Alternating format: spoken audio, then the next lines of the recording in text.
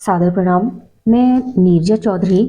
आज हम बात करने वाले हैं विवेकानंद के राजनीतिक विचारों के संदर्भ में। विवेकानंद के राजनीतिक विचार क्या थे, किस तरीके की राज्य की या राजनीति की वो कल्पना करते थे, और कुछ ऐसे महत्वपूर्ण बिंदुओं को भी आज के वीडियो में समाहित किया है जिससे कि विवेकानंद के जो चरित्र है उसके विषय में भी एक परिचय मिलेगा। इससे पहले आप सभी से अनुरोध है कि आप अगर चैनल पर नए हैं तो आप चैनल को प्लीज़ सब्सक्राइब जरूर कीजिएगा, क्योंकि सारे वीडियोस एजुकेशनल हैं। और लाइक जरूर कीजिएगा, बेल आइकन को जरूर प्रेस कर दीजिएगा ताकि जो भी वीडियोस अपलोड हों उनको नोटिफाई सबसे पहले आपको मिले। अगली बात, शुरू करते हैं विवेकानंद के राजनीतिक विचारों को। देखिए, विवेकानंद के जितने भी हम किसी भी व्यक्ति के बारे में जब बात करते हैं तो हमारे सामने उस व्यक्ति का एक चित्र आ जाता है।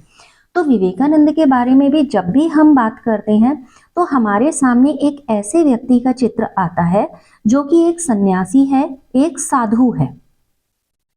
लेकिन अगर हम प्योर तरीके से ये कहें कि वे केवल सन्यासी और साधु थे, तो उनके अगर राजनीतिक संदर्भ में या दार्शनिकता के संदर्भ में हम कहें तो जब हम इनके महत्वपूर्ण रोल को पॉलिटिकल साइंस में पढ़ते हैं तो राजनीतिक दर्शनकार नहीं है।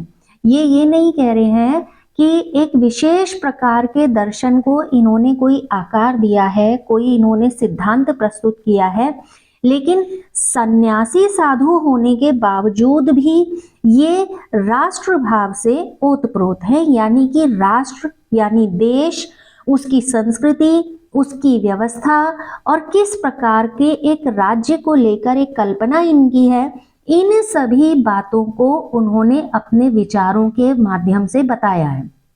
किस तरीके की एक सामाजिक व्यवस्था देश में हो, ऐसे भी विचार इन्होंने रखे हैं। और एक ऐसे आदर्श राज्य की वो कल्पना करते हैं, एक ऐसे आदर्श राज्य के विषय में वो मतलब विचार रखते हैं कि जो कैसा हो, सामाजिक व्यवस्था से परिपूर्ण हो। इसके संदर्भ में एक विचार है उनका, जो एक कथन है जो उन्होंने लिखा है। उन्होंने कहा कि अगर हम जो धर्म है उस धर्म को हम संगीत के स्वर मान लें, और वो संगीत क्या हो, यानी वो राष्ट्रीय जीवन का संगीत हो, और उस राष्ट्रीय जीवन के संगीत का अगर स्वर हम माने तो स्वर क्या है, धर्म है। क्योंकि धर्म के बिना किसी भी राष्ट्रीय जीवन की कल्पना नहीं हो सकती। अब वे गांधी जी की तरह राजनीतिक जो भी राजनीति है उसका क्या चाहते थे कि एक आध्यात्मिकरण हो। ठीक है, जैसे हमने गांधी जी को पढ़ा है इसलिए उनका रिफरेंस यहाँ पर किया जा रहा है।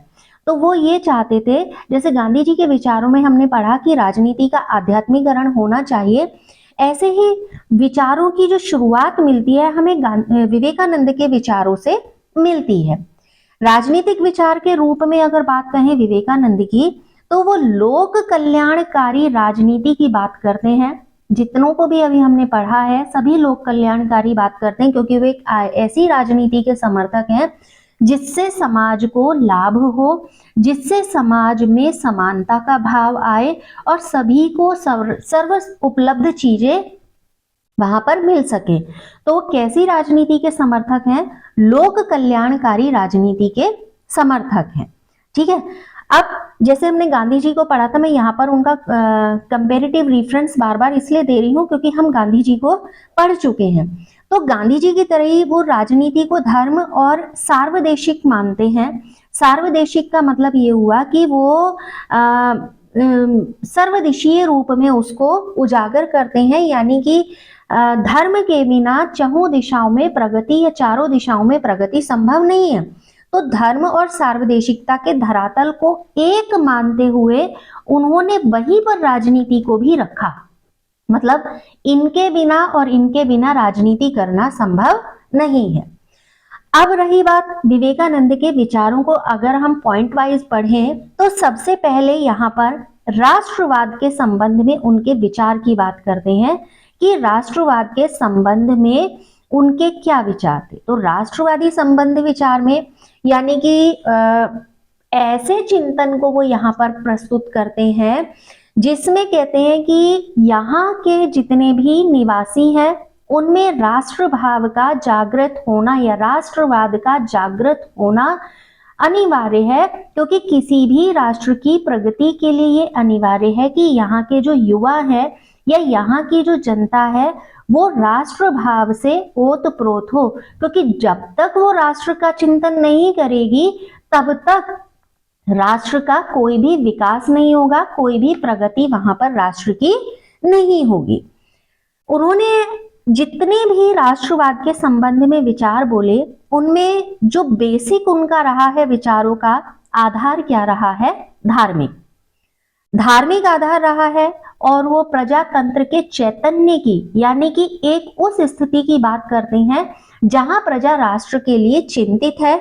और उन्होंने कहा कि धार्मिक आधार के बल पर इस प्रजा के चैतन्य को बढ़ाने का प्रयास करना चाहिए। और यदि ये चैतन्य बढ़ गया, इसको बढ़ाने पर अगर हमने बल दिया तो राष्ट्र का विकास हो सकेगा और राष्ट्र के चिंतन से संबंधित सभी व्यक्ति विचार करेंगे और उसके बाद राष्ट्र प्रगति करेगा। राष्ट्रवाद की धारणा में उन्होंने धार्मिक, आध्यात्मिक इन विचारों के तत्वों को विशेष रूप से शामिल किया। वे भी क्या चाहते थे कि राजनीति का आध्यात्मिकरण हो, तभी तो वो चैतन्य की बात कर रहे हैं, ठीक है। वो ये कह रहे हैं प्रजातांत्रिक चैतन्य होना चाहिए और इन दोनों का समावेश था उनके राजनीतिक विचारों में। यानी कि उनके राजनीतिक विचारों को यदि वन लाइन में कंक्लूड करें तो धार्मिक और आध्यात्मिक विचारों का समावेश ही विवेकानंद के राजनीतिक विचारों का आधार था। ठीक हो गया। वो भारत के संदर्भ में, यहाँ की नारियों के संदर्भ में एक प्रतिरूप को प्रस्तुत करते हैं और वो ये कहते हैं कि भविष्य की भारत माता दुर्गा है। उनका ये कथन है, वो ऐसा लिखते हैं कि जो भविष्य की भारत माता है वो क्या है, दुर्गा है। उस देवी का जो मुख है वो देदीप्यमान है। देदीप्यमान का मतलब ये हुआ कि जो एक तेज होता है ईश्वर के मुख पर, वो एक तेज से चमकता मुख उनका है, ठीक है।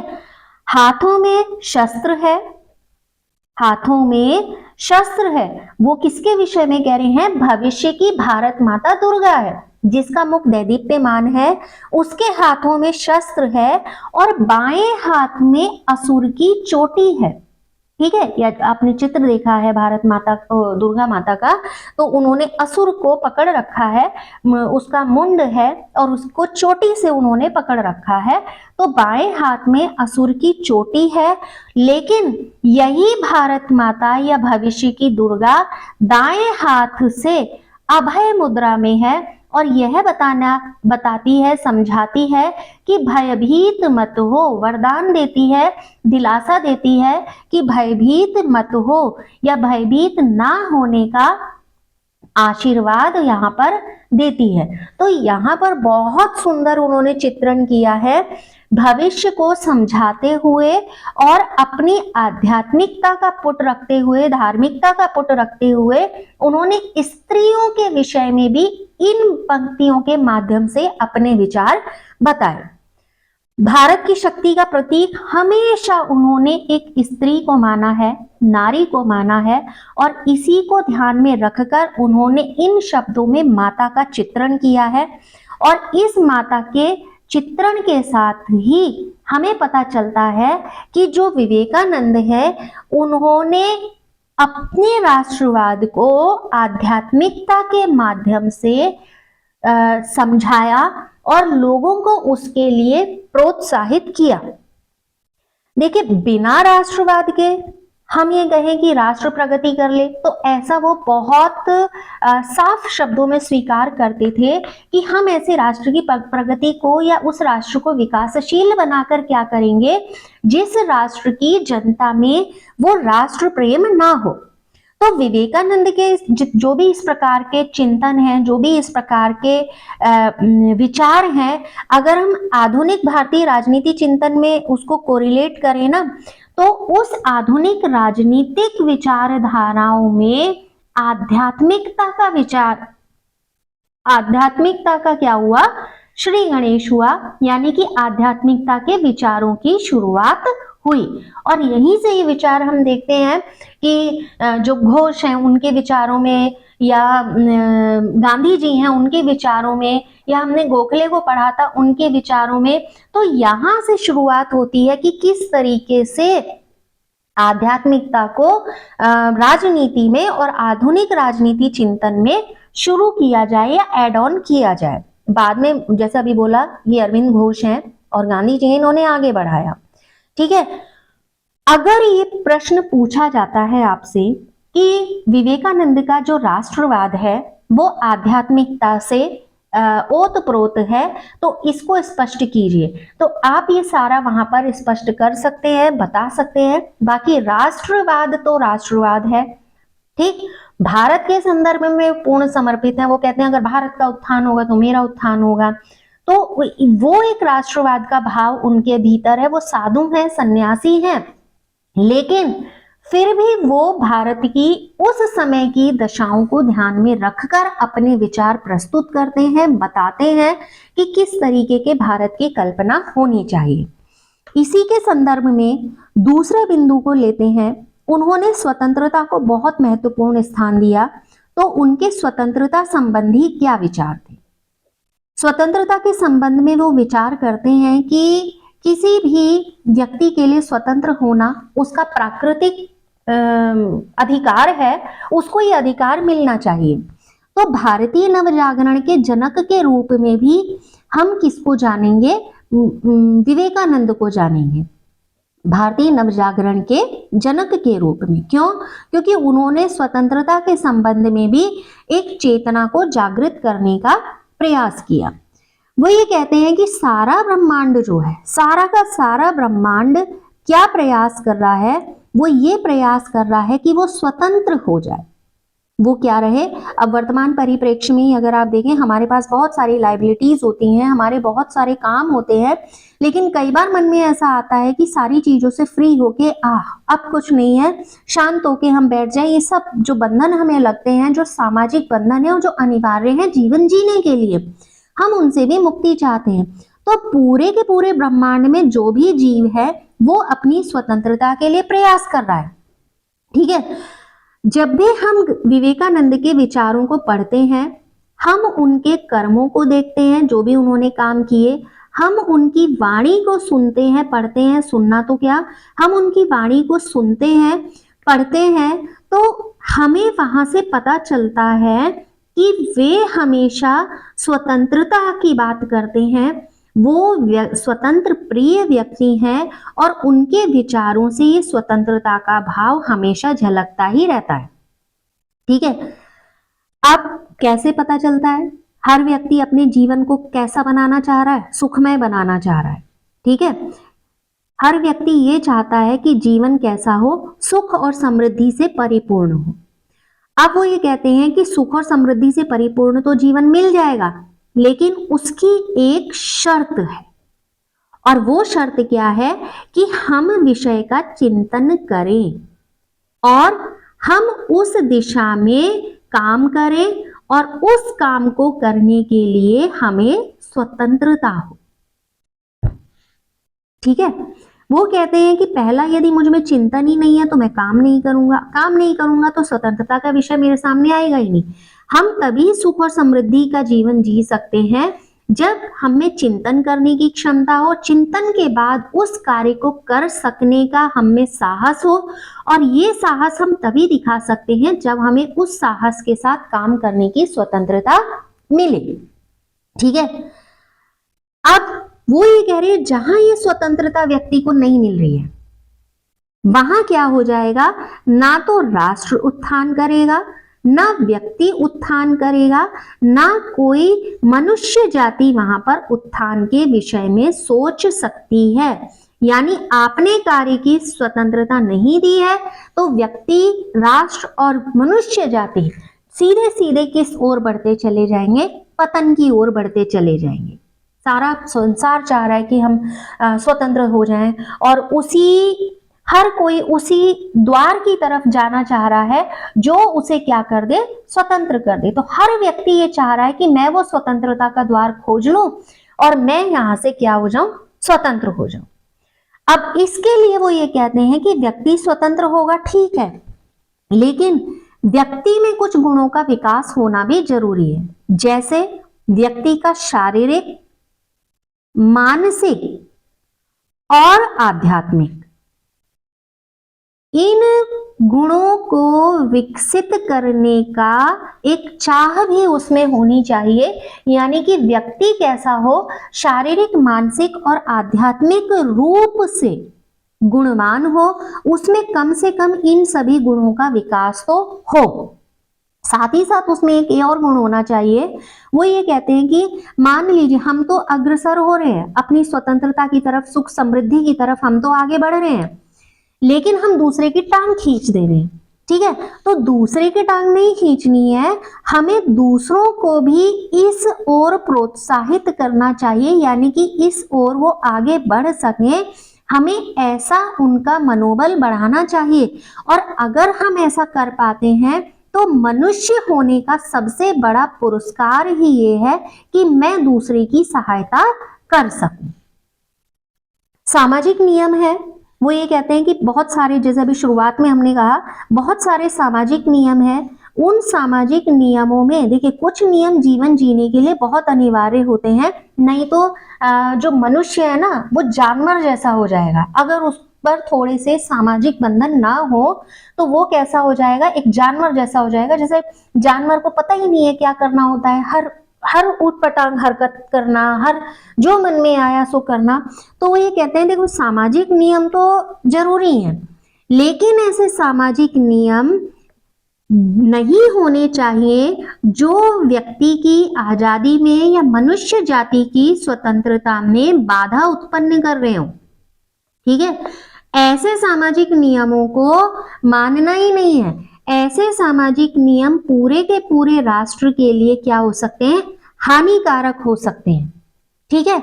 और ऐसे सामाजिक नियमों को जो प्रगति में बाधा उत्पन्न कर रहे हो, जो स्वतंत्रता में बाधा उत्पन्न कर रहे हो, वो क्या हो सकते हैं, हानिकारक हो सकते हैं। अब अगर मेरे इस वीडियो को कोई ऐसे देख रहा है और ये सुन रहा है तो उसमें कई लोगों के दिमाग में क्या आएगा, अच्छा हमें इस काम के लिए टोका टाकी की जाती है, मैं इतना फ्री नहीं हूं कि ये काम कर लूं। तो देखिए स्वतंत्रता की परिभाषा यहाँ पर जो वो दे रहे हैं वो बहुत ब्रॉडली दे रहे हैं। ये स्वतंत्रता की परिभाषा केवल इतनी नहीं है कि मुझे जाके शॉपिंग करनी है और मुझे घर वालों ने टोका टाकी कर दिया, अब मैं उनकी बात मानूंगा नहीं, क्योंकि आज ही मैंने विवेकानंद को पढ़ा है कि ऐसे सामाजिक नियमों को नहीं मानना है जो कि हमारी स्वतंत्रता में बाधा हो। यहाँ वो सूक्ष्म स्वतंत्रता के अर्थ को नहीं ले रहे हैं, वो बहुत ही विशाल तरीके से स्वतंत्रता को समझा रहे हैं। ये स्वतंत्रता का अर्थ ये है कि मेरा राष्ट्र प्रगति करे तो ठीक है सामाजिक नियम, लेकिन अगर मेरे राष्ट्र की प्रगति में वो नियम बाधा उत्पन्न कर रहे हैं तो वो स्वतंत्रता नहीं प्रदान कर रहे हैं, तो ऐसे नियम हानिकारक है मेरे राष्ट्र के लिए भी और पूरी मनुष्य जाति के लिए भी। वो नियम हानिकारक है और ऐसे नियमों को तो हटा ही देना चाहिए, ठीक है। अगर स्वतंत्रता को हम एक दिया मान ले तो उससे निकलने वाली जो रोशनी है, यानी कि जो उस दीपक की ज्योति है, वो हमेशा क्या कर रही है, हमारे रास्ते पर हमें आगे बढ़ा रही है, हमारा पथ प्रशस्त कर रही है। और लेकिन इस स्वतंत्रता के मूल को हमें नहीं छोड़ना है, और इस स्वतंत्रता की जड़ है आध्यात्मिकता। और आध्यात्मिक प्रगति होगी तभी स्वतंत्रता मिलेगी, और जब स्वतंत्रता मिलेगी तो ही मेरा राष्ट्र उन्नति करेगा।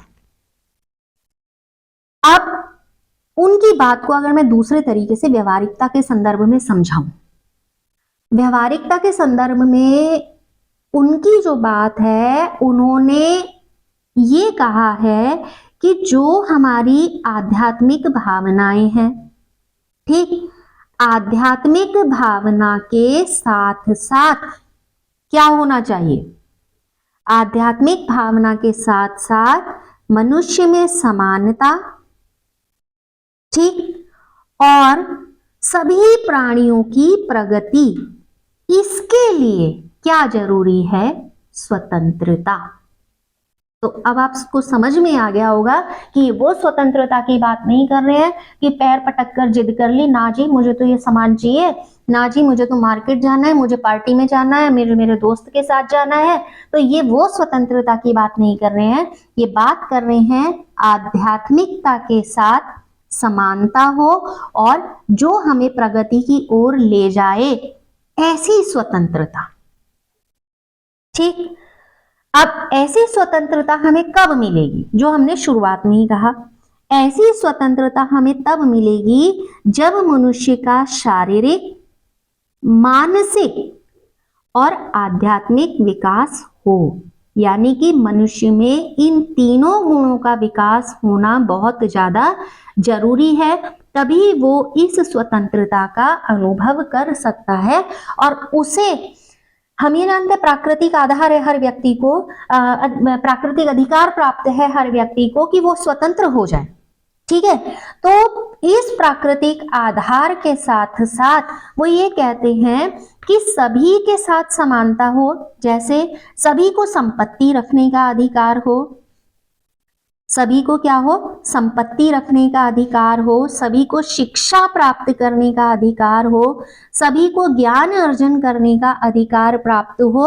और अगर ऐसा कोई संस्थान या ऐसा कोई प्रतिष्ठान है जो इन चीजों के लिए बाधा उत्पन्न करता है और स्वतंत्रता में बाधा उत्पन्न करता है, तो ऐसे प्रतिष्ठानों को या तो बंद कर देना चाहिए, नहीं तो उन्हें हतोत्साहित करना चाहिए।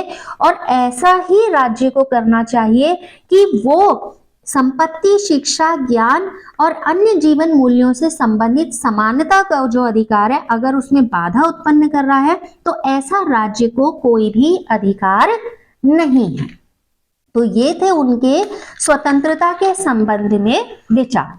अब स्वतंत्रता संबंधी विचारों के साथ साथ यहाँ पर जो हम बात कर रहे हैं, हम बात करेंगे उनकी कि किस तरीके से उन्होंने राष्ट्रीय एकता के भाव को उजागर किया। यानी कि तीसरा बिंदु लेते हैं कि राष्ट्रीय एकता के संदर्भ में उनके क्या विचार थे। राष्ट्रीय एकता के संबंध में भाव, विचार। विवेकानंद को हमने पढ़ा, जितना अभी तक हम समझ पाए उतना समझने के अनुसार हम इतना भी समझ गए कि विवेकानंद राष्ट्रीय भावना से ओतप्रोत हैं। और वो ये कहते हैं कि अगर हम भारत का इतिहास उठाकर देख लें तो भारत का इतिहास राष्ट्रीय एकता के उदाहरणों से, उदाहरण भी नहीं अनगिनत उदाहरणों से भरा पड़ा है। यानी कि इस संदर्भ में भारत का इतिहास बहुत ही ज्यादा गौरवशाली रहा है। लेकिन अभी हम क्या हो गए हैं? अभी हम प्रगति के लिए पश्चिम की ओर देख रहे हैं और हम पाश्चात्य संस्कृति को अपना रहे हैं, हम पराधीन हैं। ठीक है, और इस पराधीन भाव से हम पाश्चात्य संस्कृति की ओर देख रहे हैं और हमें ऐसा लग रहा है कि हमारी स्वतंत्रता का जो मुख्य आधार है वो पाश्चात्य संस्कृति है और हम इसको अपना ले और हम क्या हो जाएंगे? स्वतंत्र हो जाएंगे। हमने बहुत कॉमन सा, एक बहुत ही जो प्रचलित सा उनका एक वाक्य है, उठो जागो, जो क्या कहते हैं कथन है उनका, हमने पढ़ा है। उसी के संदर्भ में वो लोगों को, युवाओं को ये कह रहे हैं कि तुम भारत का भविष्य हो, तुम हो जिस पर भारत अपने भविष्य का एक स्वप्न देख रहा है, तो तुम उठो। वो संपूर्ण भारतवासियों के लिए, देशवासियों के लिए कह रहे हैं कि निर्भीक बनो, साहसी बनो, गर्व करो और तुम भारतीय हो, तुम्हें इस बात पर गर्व होना चाहिए।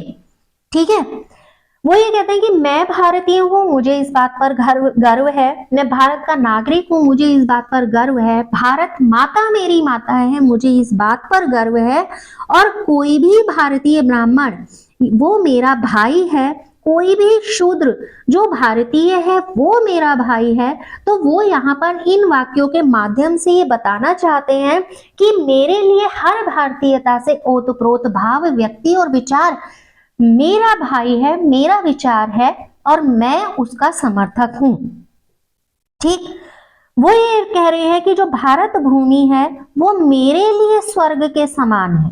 मुझे मरने के बाद स्वर्ग मिलेगा या नहीं मिलेगा मैं नहीं जानता, लेकिन मेरे कोई पुण्य कर्म रहे होंगे जो मैंने भारत भूमि पर जन्म लिया, और ये भारत भूमि मेरे लिए स्वर्ग के ही समान है। अगर मेरे भारत का कल्याण होता है तो यानी मेरा कल्याण होगा, ऐसा वो मानते थे।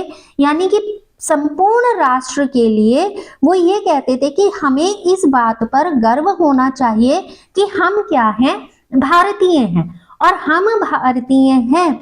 ये भाव यदि प्रत्येक भारतवासी में आ जाएगा तो भारत क्या करेगा, प्रगति की ओर लगातार अग्रसर रहेगा। और इसके लिए ज्यादा दूर हमें जाने की जरूरत नहीं है। वो बार बार यही कहते हैं कि अगर आप इतिहास को ढंग से पढ़ें तो आपको ऐसे अनेक अनेक उदाहरण मिल जाएंगे जिसमें भारतीयों की राष्ट्रीय एकता परिलक्षित होती है, और उन्होंने भारत का एक गौरवशाली इतिहास बनाया है, और जिस इतिहास को पढ़कर हम आज भी गौरवान्वित अनुभव करते हैं। ठीक है, फिर आता है उनका आदर्श राज्य की कल्पना। वो एक कैसे राज्य की कल्पना करते हैं, वो एक ऐसे आदर्श राज्य की कल्पना करते हैं जिस राज्य में किसी भी तरीके का भेदभाव ना हो, और विशेष रूप से पिछड़े वर्ग का उदय हो, यानी उस वर्ग का उत्थान हो